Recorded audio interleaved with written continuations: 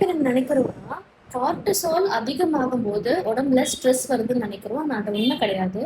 நம்ம உடம்புல எப்போ ஸ்ட்ரெஸ் அதிகமாகுதோ அப்போ கார்டிசால் வந்து நம்ம ஸ்ட்ரெஸ்ஸை எப்படி மேனேஜ் பண்ணணும்னு அது ஹெல்ப் பண்ணுது. அப்போ நல்லதானே பண்ணுது, அப்படியே அது கெட்டதுன்னு சொல்கிறோம். தெரிஞ்சுக்கலாமா?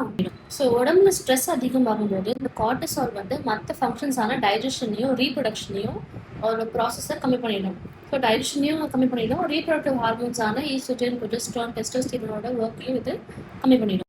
உடம்புக்கு எனர்ஜி வேணுங்கிறதுக்காக ஃபேட் ஸ்டோரேஜை இது இன்க்ரீஸ் பண்ணும். காமனாக வயிறு பகுதியில் ஃபேட்டை அதிகப்படுத்தி வச்சிடும்.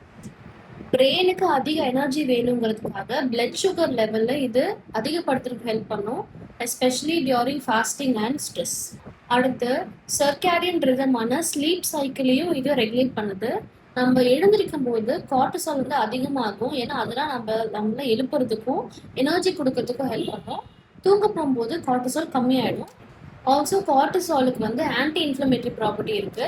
நிறைய கண்டிஷன்ஸில் கார்டிசாலை மெடிசின்ஸ்லேயும் யூஸ் பண்ணுறாங்க. ஃபார் எக்ஸாம்பிள் கார்டிகோஸ்டீராய்ட்ஸ் அண்ட் இம்யூனோசப்ரெசன்ஸ்லேயும் யூஸ் பண்ணுறாங்க. ஸோ கார்டிசாலுக்கு இவ்வளோ நல்ல ஃபங்க்ஷன்ஸ் இருக்குது. இருந்தாலுமே ஏன் கார்டிசால் உடம்புல இருந்தால் அது கெடுதல்னு சொல்கிறாங்கங்கிறத அடுத்த வீடியோவில் பார்க்கலாம். தேங்க்யூ.